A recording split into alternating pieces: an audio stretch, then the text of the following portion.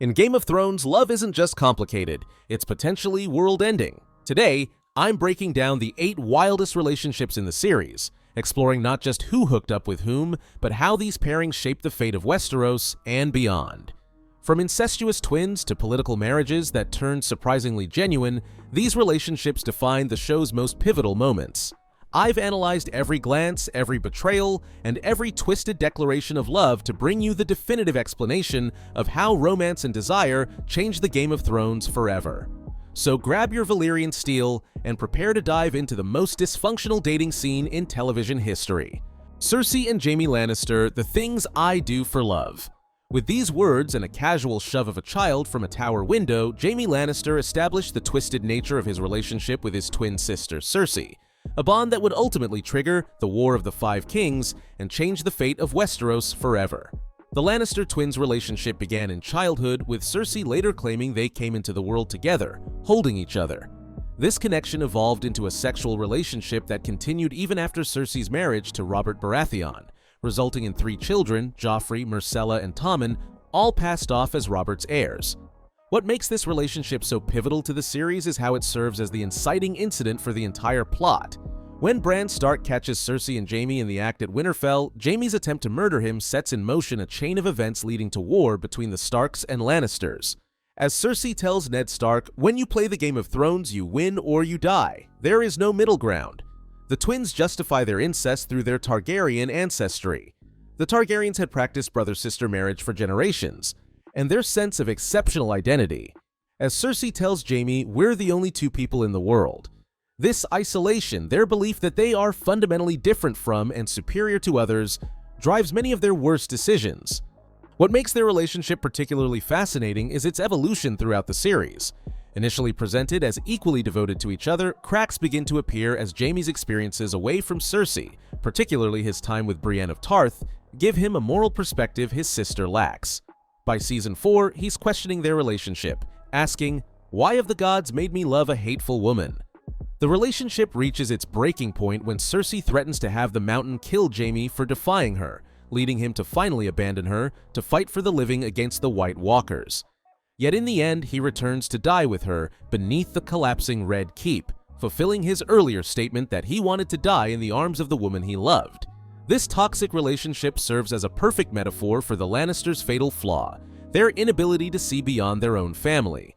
As Tywin tells his children, "The house that puts family first will always defeat the house that puts the interests of its individual members first."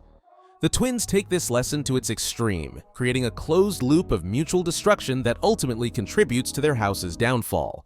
Jon Snow and Daenerys Targaryen. You are my queen, now and always. The relationship between Jon Snow and Daenerys Targaryen was the union fans waited years to see, ice and fire finally coming together. What they didn't expect was how quickly this romance would turn to tragedy, with Jon ultimately killing the woman he loved to save the realm from her increasingly tyrannical rule. Their relationship begins as a political alliance. Jon, as king in the north, seeks Daenerys' help against the White Walkers. Daenerys demands his fealty in return. Their initial meetings are tense, with Jon refusing to bend the knee and Daenerys insisting on her rightful claim to all 7 kingdoms. As Davos observes, they're both young and attractive. They'll figure it out. What makes this relationship so significant is its connection to the show's central prophecy, the prince that was promised, who would save the world from darkness. Many viewers believe Jon and Daenerys together represented the Song of Ice and Fire that would defeat the Night King. Their eventual romance seemed to confirm this interpretation, with their complementary strengths creating a powerful alliance. The relationship takes a physical turn during the voyage from Dragonstone to White Harbor, with Jon visiting Daenerys' cabin for a night of passion. The scene is intercut with Bran and Sam discussing Jon's true parentage, that he is actually Aegon Targaryen, son of Rhaegar Targaryen and Lyanna Stark, making Daenerys his aunt. This dramatic irony creates immediate tension in their newfound romance. What makes their relationship particularly tragic is how it's undermined by both politics and blood. When Jon learns his true identity, his discomfort with their incestuous relationship creates distance between them. Simultaneously, his stronger claim to the Iron Throne threatens Daenerys politically, even though he repeatedly assures her, "I don't want it." The relationship reaches its devastating conclusion after Daenerys destroys King's Landing, killing countless innocent civilians. Jon, torn between love and duty, ultimately chooses the realm over his queen, stabbing her to death while kissing her in the throne room. His final words to her, "You are my queen, now and always," echo tragically as he betrays her for what he believes is the greater good. This doomed romance serves as the final tragic twist in Game of Thrones' exploration of power and love, as Maester Aemon, unknowingly speaking of his own family members, had warned Jon years earlier, "Love is the death of duty." In the end, Jon chooses duty over love, but the cost is his own happiness and freedom, as he's exiled to the Night's Watch for killing his queen.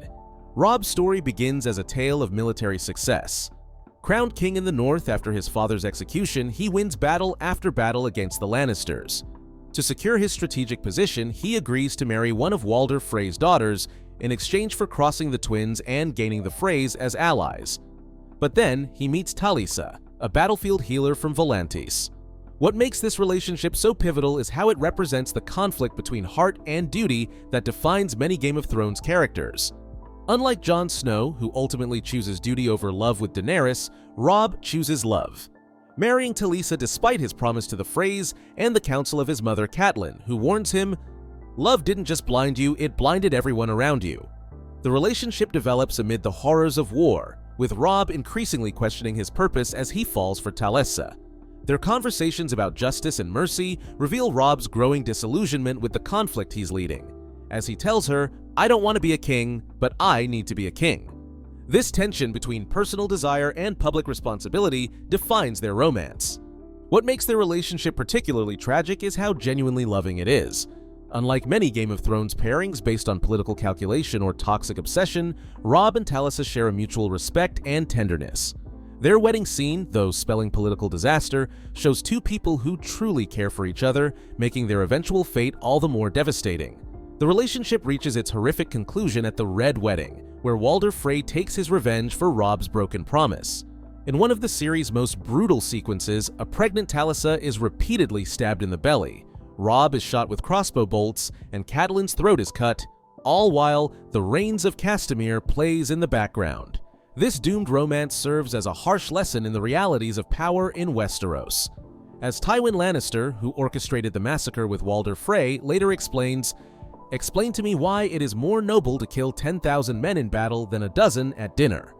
Robb's choice to follow his heart rather than honor his political commitments led not just to his death, but to the deaths of his wife, unborn child, mother, and most of his army. Tyrion and Shae, I am yours and you are mine. Tyrion Lannister's relationship with Shae, a prostitute who becomes his lover and confidant, represents one of the most complex and ultimately heartbreaking dynamics in the series. A romance that begins as a transaction but evolves into something deeper, only to end in brutal betrayal. Their relationship begins conventionally enough. Tyrion hires Shae as a camp follower during his father's military campaign. But it quickly becomes more than professional, with Tyrion developing genuine feelings for her despite his past experiences with women. As he tells Bronn, "I'm a Lannister, gold I've got." What makes this relationship so significant is how it represents Tyrion's desperate search for genuine connection in a world that has largely rejected him for his dwarfism. With Shae, he finds someone who appears to see beyond his physical appearance and family name to the man beneath. As he tells her, "I will hurt anyone who tries to hurt you." The relationship becomes increasingly complicated when Tyrion is appointed Hand of the King and brings Shae to King's Landing against his father's explicit orders. To protect her, he installs her as Sansa Stark's handmaiden, creating a complex dynamic where Shae serves the girl Tyrion is forced to marry. Despite this awkwardness, Shae remains loyal, telling Tyrion, "I am yours and you are mine." What makes their relationship particularly tragic is its devastating conclusion. When Tyrion is arrested for Joffrey's murder, Shae testifies against him, claiming he and Sansa planned the assassination together. Her testimony is filled with humiliating details about their intimate life, designed to make Tyrion appear monstrous to the court. The final confrontation comes when Tyrion, freed from his cell by Jaime, finds Shae in his father's bed. In a moment of rage and heartbreak, he strangles her with her own necklace. This act of violence, killing the woman he loved, becomes one of Tyrion's deepest regrets, haunting him throughout his later journey. This doomed romance serves as a painful reminder of the class divisions in Westeros. Despite their genuine feelings for each other, the gap between a highborn Lannister and a foreign prostitute proves too wide to bridge. As Tyrion later reflects to Varys, "I killed my lover with my bare hands." The relationship that once gave him hope becomes yet another source of self-loathing and regret. Jaime and Brienne. Nothing else matters, only us. Jaime Lannister and Brienne of Tarth share perhaps the most transformative relationship in Game of Thrones, a connection that begins in mutual hatred but evolves into profound respect, eventually culminating in a brief but meaningful romance that represents the pinnacle of Jaime's redemption arc. Their relationship begins with pure antagonism.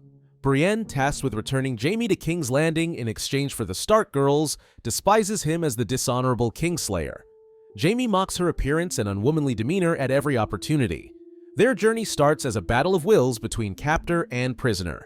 What makes this relationship so significant is how it forces both characters to confront their preconceptions. When Jaime loses his sword hand, the physical embodiment of his identity, Brienne becomes his unlikely supporter. When he saves her from being raped by the brave companions and later jumps into a bear pit to protect her, she begins to see beyond his reputation to the complex man beneath. The pivotal moment in their relationship comes when Jaime reveals the truth about why he killed the Mad King, not out of treachery but to prevent him from burning King's Landing and its inhabitants with wildfire. This confession, delivered while they're naked in a bath at Harrenhal, represents Jaime's first honest accounting of his most infamous act to anyone. As he tells her, "Jaime, my name is Jaime." What makes their relationship particularly powerful is its foundation in mutual respect rather than physical attraction or political advantage.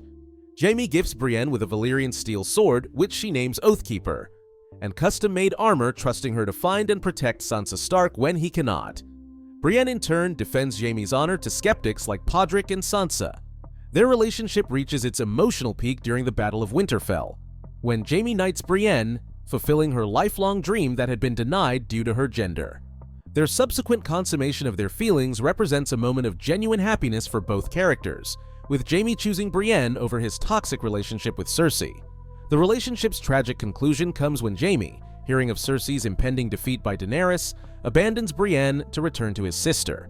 His parting words, "She's hateful, and so am I," reveal his self-loathing and belief that he doesn't deserve redemption.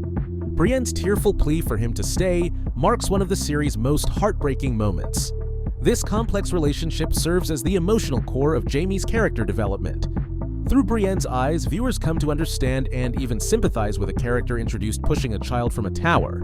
Their connection represents the show's most nuanced exploration of honor, redemption, and the possibility of change, even if that change ultimately proves incomplete. Petyr Baelish and Catelyn Sansa Stark. I've loved only one woman. Only one, my entire life. Your sister.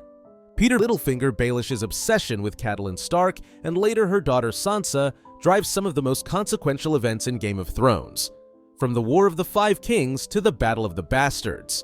His twisted version of love proves more destructive than any army. Littlefinger's fixation begins in childhood when he's fostered at Riverrun alongside Catelyn and Lysa Tully. His unrequited love for Catelyn leads him to challenge Brandon Stark, Ned's older brother, to a duel for her hand, a fight that leaves him severely wounded and humiliated. This rejection shapes his entire worldview, teaching him that power, not honor, is what matters in Westeros.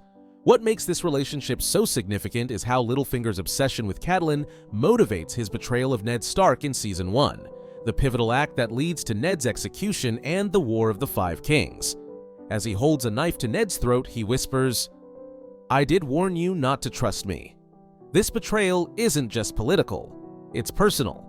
Revenge against the family that took Catelyn from him. After Catelyn's death at the Red Wedding, Littlefinger's fixation transfers to her daughter Sansa, whom he repeatedly notes looks just like her mother. He orchestrates her escape from King's Landing, murders his wife Lysa Arryn, Catelyn's sister, in front of her, and later sells her to the Boltons as part of his complex machinations to gain power. What makes this relationship particularly disturbing is the predatory nature of Littlefinger's interest in Sansa. He positions himself as her protector while simultaneously exploiting her, culminating in a forced kiss in the Eyrie where he tells her, "In a better world, one where love could overcome strength and duty, you might have been my child." The incestuous implications, wanting both mother and daughter, add another layer of perversion to his character. The relationship reaches its conclusion when Sansa, having learned from Littlefinger's manipulations, turns his own tactics against him. With her siblings Arya and Bran, she stages a trial that ends with Arya slitting his throat with the same Valyrian steel dagger he had used to set the Starks and Lannisters against each other in Season 1. This twisted obsession serves as a perfect example of how Game of Thrones subverts romantic tropes. Rather than love being redemptive, Littlefinger's version of it is entirely self-serving and destructive. As he tells Sansa, "Don't fight in the north or the south, fight every battle everywhere, always in your mind." His love is just another battlefield, another opportunity for manipulation and control. Khal Drogo and Daenerys Targaryen, Moon of My Life. The relationship between Khal Drogo and Daenerys Targaryen begins as one of television's most disturbing arranged marriages, but evolves into a genuine love story that transforms Daenerys from a timid girl into the mother of dragons and a conqueror in her own right. Their relationship begins with what can only be described as marital rape. Daenerys, just 13 in the books, aged up for the show, is sold by her brother Viserys to Khal Drogo in exchange for an army. Their wedding night is traumatic, with Drogo taking her despite her tears. As she later tells Ser Jorah, "I was sold like a broodmare." What makes this relationship so significant is its dramatic evolution. Daenerys, advised by her handmaiden Doreah to make the Khal happy, begins taking control of their sexual encounters. This bedroom empowerment extends to her role in the Khalasar as she learns the Dothraki language and customs, stands up to her abusive brother, and eventually wins Drogo's respect and love. The pivotal moment comes when Daenerys eats a raw horse heart in a Dothraki ritual, earning the title the Unburnt, and the respect of the Khalasar. Drogo, witnessing her strength, declares, "You are the moon of my life. That is all I know and all I need to know." This ceremony, followed by Drogo's promise to conquer Westeros for their unborn son, marks the transformation of their arrangement into a genuine partnership. What makes their relationship particularly complex is how it challenges viewers' expectations. What begins as a clear victim-abuser dynamic evolves into something more nuanced, with Daenerys finding agency and power within a culture entirely foreign to her. As she tells Drogo, "I am Daenerys Stormborn of House Targaryen, of the blood of old Valyria. I am the dragon's daughter." The relationship reaches its tragic conclusion when Drogo is wounded in battle and falls into a catatonic state after Daenerys trusts the witch Mirri Maz Duur to heal him. This betrayal costs Daenerys both her husband and her unborn son. In a final act of love and mercy, she smothers Drogo rather than letting him live as a shell of himself. Drogo's death becomes the catalyst for the birth of Daenerys' dragons. Placing his body and her dragon eggs on a funeral pyre, she walks into the flames herself. When the fire burns out, she emerges unharmed with 3 newly hatched dragons, transforming her from widow to mother of dragons, from Khaleesi to potential conqueror of Westeros. This relationship serves as the foundation of Daenerys' character development. From Drogo, she learns strength, leadership, and the willingness to be ruthless when necessary, qualities that define her journey toward the Iron Throne. Years later, in her vision in the House of the Undying, she reunites briefly with Drogo and their son, showing that despite all her subsequent experiences, this first love remains significant to her identity. Samwell, Tarly, and Gilly. I'll keep you safe, I promise. In a series defined by toxic relationships and political marriages, Sam and Gilly stand out as Game of Thrones' most wholesome couple, a genuinely supportive partnership based on mutual respect, protection, and growth rather than power or passion. Their relationship begins at Craster's Keep beyond the Wall, where Sam, as part of the Night's Watch expedition, meets Gilly, one of Craster's daughter wives who is pregnant with her father's child. When Sam returns later, he finds Gilly has given birth to a son, a boy Craster would sacrifice to the White Walkers. Despite his fear, Sam helps Gilly and her baby escape during the mutiny at Craster's Keep. What makes this relationship so significant is how it represents a different kind of courage in Westeros. Sam isn't a warrior like Jon Snow or a schemer like Littlefinger, but his determination to protect Gilly and her son shows bravery of a different sort. As he tells her, "I killed a White Walker, I killed a Thenn. I'll take my chances with your father." The relationship develops as they travel south, with Sam teaching Gilly to read, and Gilly helping Sam recognize his own worth. Their dynamic is refreshingly equal. Each brings different strengths to the partnership, with neither dominating the other. When Sam decides to become a master, Gilly supports his ambition while he continues to care for her and little Sam.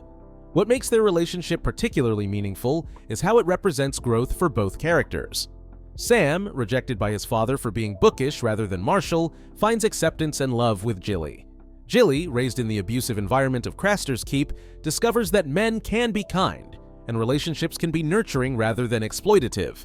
The relationship faces its greatest test when Sam brings Gilly and little Sam to Horn Hill, his family home. When Lord Randall Tarly insults Gilly at dinner, calling her a wildling whore, Sam stands up to his father for the first time, stealing the family's Valyrian steel sword Heartsbane and leaving with Gilly and the baby. This act of defiance shows how far Sam has come from the frightened boy who arrived at the Wall.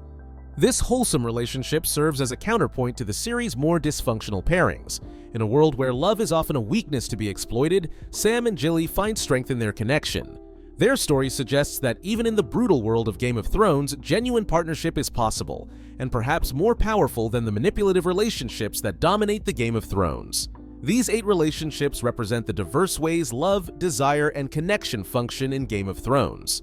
From the destructive passion of Cersei and Jaime to the wholesome partnership of Sam and Gilly, from the political calculation turned genuine affection of Khal Drogo and Daenerys, to the mutual respect and eventual romance of Jaime and Brienne, these pairings shaped the fate of Westeros as surely as any battle or political scheme. What makes Game of Thrones' approach to relationships so compelling is how they're never just about the individuals involved. Robb's marriage to Talisa changes the course of the War of the Five Kings. Jon's love for Daenerys influences his decision to kill her, preventing another tyrant from ruling the Seven Kingdoms. Even Sam and Gilly's relationship has world-changing consequences, as their time at the Citadel leads to crucial discoveries about Dragonglass and the White Walkers. In the Game of Thrones, love isn't just personal, it's political. As Cersei tells Sansa, "Love no one but your children." On that front, a mother has no choice. Yet the series ultimately suggests that different kinds of love, romantic, familial, platonic, are what give meaning to the struggle for power. As Tyrion tells Jon in the finale, love is more powerful than reason. We all know that. If you enjoyed this breakdown of Game of Thrones' wildest relationships, hit that like button and subscribe to Explainified for more deep dives into your favorite shows.